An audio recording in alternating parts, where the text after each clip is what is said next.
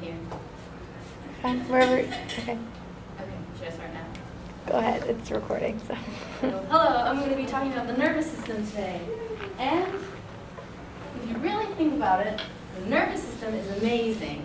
It's one of the most fascinating organs, and it basically makes up our entire being.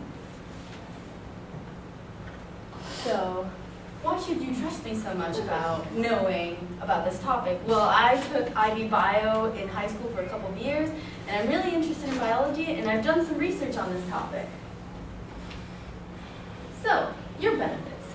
You all have nervous systems, and even though they're actually quite complicated, I guess it's pretty easy to break it down and explain it to you guys. The nervous system is basically like a computer, and every time you touch something, it's like you're Googling stuff. So your nerves, they work as little motors, and they send signals to your brain, and that processes everything, and makes it able for you guys to move around, see, do whatever you want. So what are you going to learn? You're going to learn about different branches of the nervous system. You're going to learn how our bodies regulate temperature, and we're going to learn about how nerve transmissions begin. So, what is the nervous system? Well, according to Dorland's Medical Dictionary, the nervous system is the organ system which, along with the endocrine system, correlates the adjustments and reactions of the organism to its internal and external environment, comprising the central and peripheral nervous systems. So that sounds really complicated, but I'll break it down. So basically, there are two parts to the nervous system. You have the central nervous system and the peripheral nervous system. And the central nervous system is basically comprised of your brain and your spinal cord. And you can think of the brain as the processing center. So your brain takes care of everything, it analyzes everything, and then you have the spinal cord, which you can imagine as a bridge that connects the central nervous system to the peripheral nervous system. So your peripheral nervous system has autonomic and somatic control. So autonomic is basically, think of it as automatic things that your body does for you. So your autonomic nervous system takes care of like your heartbeat, because you don't sit there and you don't think like I have to pump blood through my heart. That automatically takes care of it. And your somatic nervous system, that takes care of things that you consciously think of. So if I want to move like this, or if I want to walk or dance or run, that's something that I can think of and that I control. And your organs. So if I want to move my hand, that's motor neuron transmitting signals from the brain to my arm so that I can move it. And then sensory neurons are used exactly what they sound for, sensing things. So if I touch something, those are my sensory neurons taking the signals to my brain. So moving on. So then thermoregulation. Thermoregulation is just a fancy word for regulating body temperature. And we use the endocrine system and the nervous system to do this. And the endocrine system is basically just a system that deals with releasing and regulating hormones. So this is how it works. We have thermoreceptors underneath our skin, and they sense changes in temperature. So that releases the messages that go to our hypothalamus, and the hypothalamus is basically this little thing that's underneath our brain. Like, say this is the brain, the hypothalamus is right here. So the hypothalamus receives those messages and releases a hormone that is sent to the pituitary gland. And the pituitary gland sends another hormone to our thyroid gland.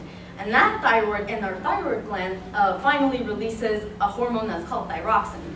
And thyroxine, basically what it does is increase metabolic reaction rates. So it generates more heat. So say in the summer, it's really hot, we don't want to generate as much heat, so we don't release as much thyroxine. And in the winter, when it's really cold, we need more heat, so we release more thyroxine, so our bodies are warmer.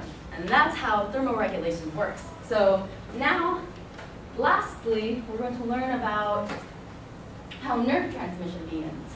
And that's actually a really important part, because nerve transmissions, the beginning of nerve transmissions are ultimately what allows us to move around and see or do things. So it all starts at a resting potential. And so at a resting potential, your nerves are resting. You're not really doing anything. So you have the main two elements in this process are potassium and sodium. And the way that I remember it, because it can be pretty tricky, is potassium is represented by Na, or no, sodium is represented by Na. And so N is close to O, which stands for outside. So you have sodium outside the cell. And then potassium can be, the symbol for potassium is K. So K is close to I, which stands for inside. So you have potassium inside and you have sodium outside. And that's resting potential. And another fancy term of naming all this is just saying that your cell is polarized. So the cell is negative.